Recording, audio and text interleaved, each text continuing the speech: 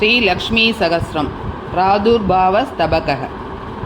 भजे दुग्धाम्बुधिं यत्र परिष्कर्तुं हरेरुरः कठिनं सुकुमारं च रत्नं प्रादुरभोद्विधा। भजे दुग्धाम्बुधिं यत्र परिष्कर्तुं हरेरुरः कठिनं सुकुमारं च रत्नं प्रादुरभोद्विधा। चतुर्मुखादीन् जगदम्बडिम्बान् दुग्धैर्बहून् वर्धयितुं समृद्धैः पयोः पयोदेहे भवति दयालुः सत्यं प्रजज्ञे सह कामधेन्वा।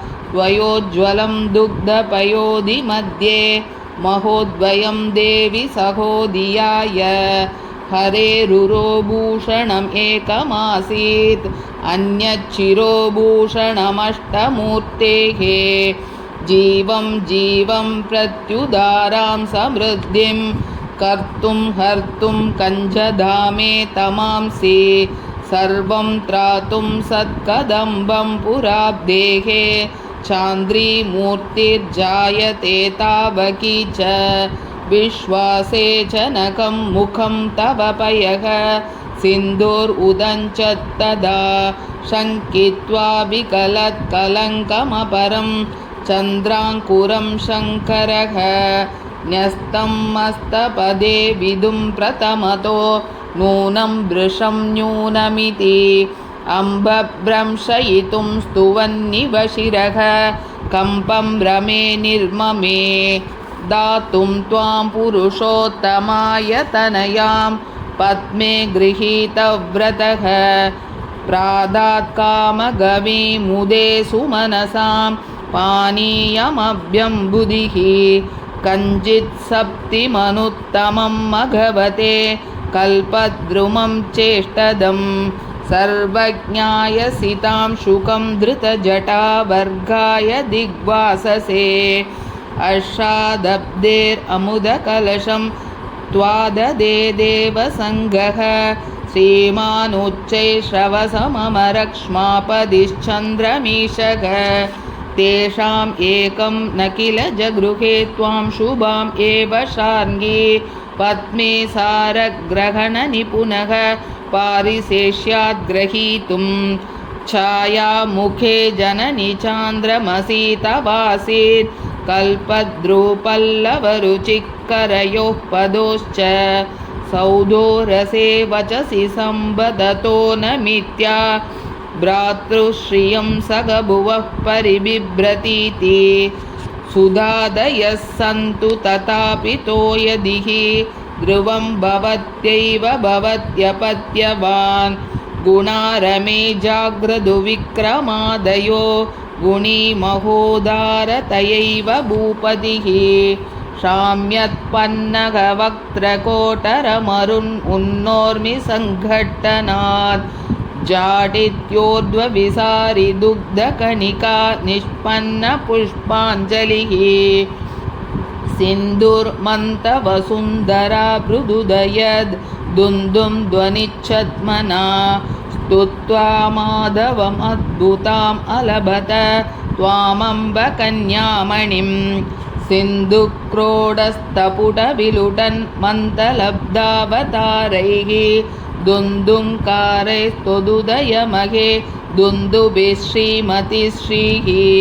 प्राञ्चोज्झञ्झानिलपटुनटोन्नाटित प्रौढवीची। वल्ली हल्ली सकमकलयन् नन्दरुल्लीडहर्षाः। बर्हं भ्रान्त्वा चिकुरमुदधेर् भवत्या बद्धामन्तक्षितिभृतिसुरैः पन्नः स्विन्नगात्राः। तत्कालैकोचितमतिजुषः त्रासतस्त्यक्तचेष्टाः। राजीवाक्षप्रणयिनि भृशं रज्जुताम् अभ्यनैषुः। आलोक्य तत्र भवतीमवतीर्णरूपां पृष्टा मुदा सुमनसः सुमनः प्रधानैः।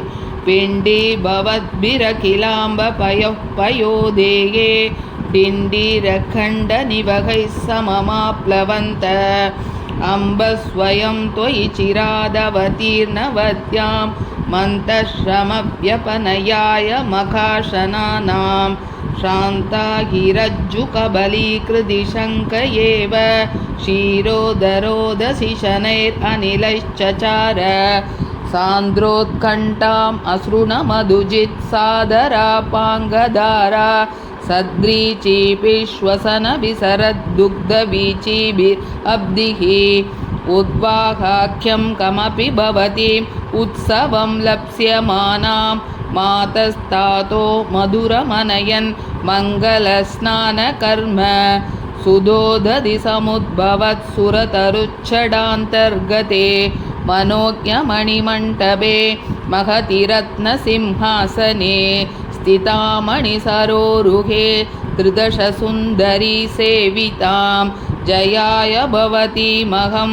जननि सन्ततं चिन्तये अभ्यर्नस्फुरदप्सरकरधृतैः उद्दामदुग्धाम्बुधिः स्वैरोत्सृत्वरवीचिका सहचरैः संवीचितां चामरैः हस्तालङ्कृतपङ्कजामभिनवा कल्पैरनल्पैः शुभाम् अम्ब त्वामुषसि स्मरामि जगताम् आतङ्ककूलङ्कषां भूयासुस्ते त्वदीया मयि हरिदयिते स्थूललक्षाकटाक्षाः यल्लिप्सा व्यग्रवर्गात् यमरविरचितैः अञ्जलीनां प्रपञ्चैः मन्ताद्रिक्षोभदुस्तं कलशजलनिधिर्मध्यमुत्सृज्य वेलां प्राप्तैरेजे सरोजैरिव नवरजनी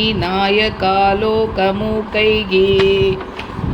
अग्रे मुरारेररविन्दपीठे हरित्करीन्द्रैरभिषिच्यमानाम् अवेक्ष्य पुत्रीमखिलेश्वरीं त्वाम् आनन्दसिन्धौ निममज्ज सिन्धुः प्रसवमुदधि कन्ये पश्यतां दैवतानां परमपुरुषवक्षः पीठमाडौ कथास्त्वं सहदयिततमेन स्वैरकेलौ सतीनां न खलु निजशिशूनां सन्निधिर्व्रीडहेतुः कलितकलशसागरोर्मि गङ्गं कमपि मुकुन्दमहः कलिन्दजौगं कनकसुहृदभूषयत्तभाभा विततिरतीव रमे सरस्वतीव दुनदि शिशिरं शिरःपुरारेः भजतेन्दुर्भवती दयारसाद्रं हृदयं मुरहर्तुरब्धिजेवाम्